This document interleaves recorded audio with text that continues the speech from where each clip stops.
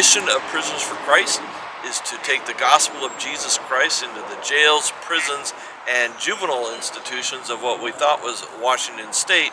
But God had a bigger vision, and now He's opening up the four corners of the world to us, and we're taking the gospel into the jails and prisons around the world. And after 25 years of ministry, in 2013, we have surpassed a huge milestone. We had over 1,170,000 inmates that attended our PFC-sponsored church services and Bible studies around the world. And to God be the glory, over 332,000 men, women, and children said yes to Jesus Christ for the very first time. We're excited.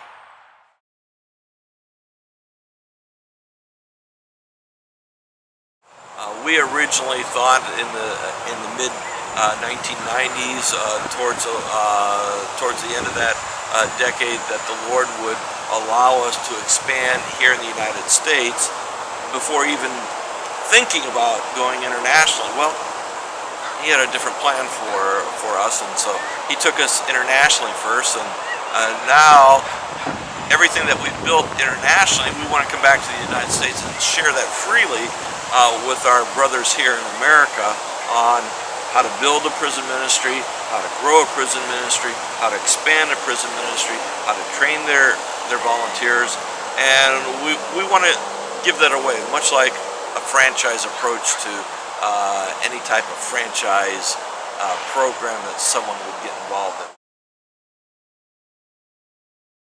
Let me give you this example. Let's say that someone wanted to open up a new business selling hamburgers. Well, in essence, they have one of two things that they can do.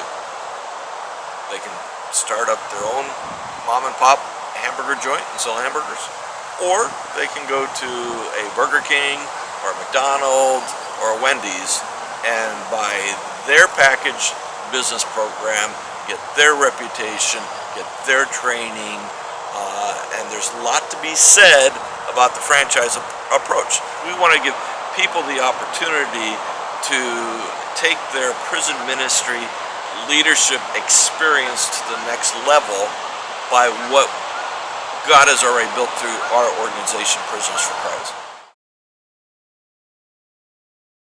There are four basic types or levels of partnership when we talk about the franchise ministry approach with Prisoners for Christ. The first one is a volunteer that wants to come underneath our covering.